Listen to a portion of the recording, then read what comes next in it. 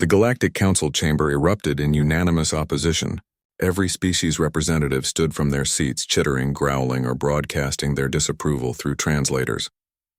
At the center of it all, Captain Lyra stood perfectly still, her expression as calm as still water. "Absolutely not," Ambassador Krell hissed, his serpentine hood flaring wide. "The Reckon Cubs are feral predators. They've killed 17 researchers in the past cycle alone." "Trained soldiers," added Commander Thax, slamming 4 of his 6 arms on the table. "Warriors who knew combat. And you're a single human who wants to walk among an entire den?"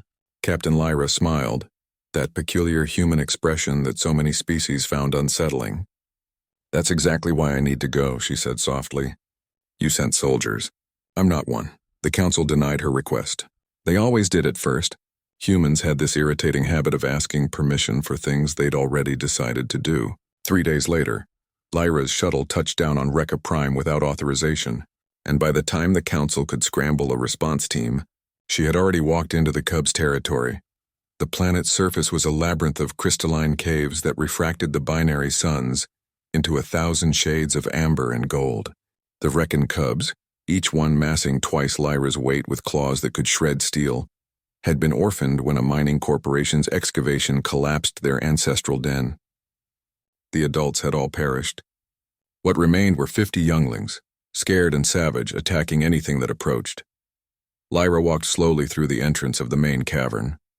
She carried no weapons, no armor, no protective shield generator, just herself, a pack of supplies, and that inexplicable human confidence that defied all logic. The first cub spotted her within minutes. It was Tarek, the eldest, nearly mature, with obsidian fur and eyes like molten copper. He stood at the cave mouth, muscles coiled, a growl building in his throat that would have made a battlecruiser's engines sound quiet. Lyra stopped. She didn't raise her hands, didn't back away, didn't reach for anything. She simply stood there, meeting Tarek's gaze, and began to hum. It wasn't a song in any traditional sense. It had no words, no structure from any known human culture. It was the kind of sound a mother might make to a frightened child in the dark. Low, rhythmic, steady as a heartbeat. Tarek's growl faltered. His ears, previously pinned back in aggression, twitched forward. The cub had never heard anything like this before. Every being that had entered this cave came with machines that hummed with threat, voices that shouted with fear scent, movements that jerked with panic. This human moved like water, sounded like wind, and smelled of nothing but calm. She sat down. Right there, 10 meters from a predator that outweighed her, that could cross the distance in a heartbeat, she sat cross-legged on the crystal floor and continued humming. She opened her pack slowly, deliberately, and pulled out something wrapped in cloth. Food. Not synthetic rations or processed nutrients, but actual meat, the kind that still smelled of life and earth. She tore off a piece and ate it herself first, chewing slowly, visibly. Then she tore off another piece and placed it on the ground between them. Tarek's nostrils flared. The scent was intoxicating, but this was wrong. This violated every pattern. Prey didn't offer food. Enemies didn't share sustenance. Yet this human sat there utterly vulnerable, offering something precious. The cub's tactical mind, the same predatory intelligence that made Reckons such feared warriors, analyzed the situation. If she wanted to harm him, she would have brought weapons. If she wanted to trap him, she would have brought others. If she feared him, her scent would betray it. But there was no deception in her posture, no trap in her movements, no fear in her smell. Slowly, Tarek approached. His claws clicked on crystal. He could hear her heartbeat, steady, unhurried. He reached the meat, sniffed it, and looked at her one more time. She was still humming that strange, soothing sound. He took the meat and retreated. That was the first breakthrough. By nightfall, 5 more cubs had ventured close. By the end of the first week, Lyra sat in the center of a rough circle of Reckon younglings, all of them eating. Some of them actually sleeping nearby, the greatest sign of trust a Reckon could offer. Tarek became her shadow. Where she walked, he followed. When other cubs grew too aggressive in their play, he would step between them and Lyra with a warning growl. The human had done something no Reckon adult had managed. She had given him purpose beyond survival. She had made him a guardian instead of a victim. The council's response team arrived after 12 days, fully armed and expecting carnage. What they found instead was Captain Lyra, teaching the cubs to hunt simulation prey in a nearby valley.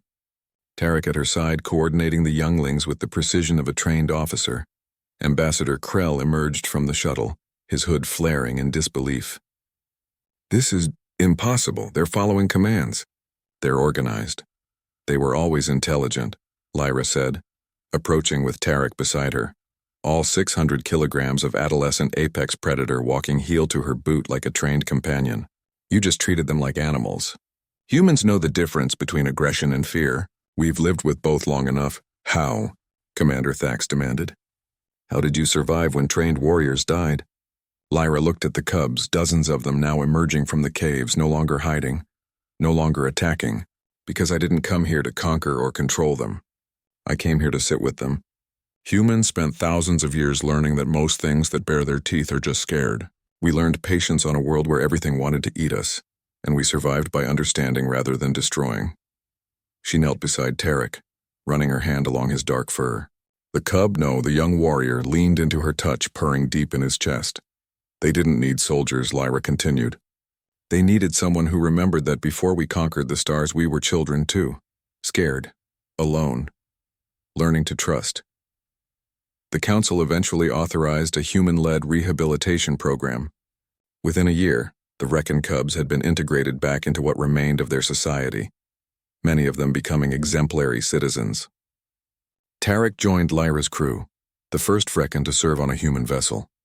When asked why he chose to follow a being so much smaller and weaker than himself, Tarek would give that distinctive Reckon rumble that passed for a laugh.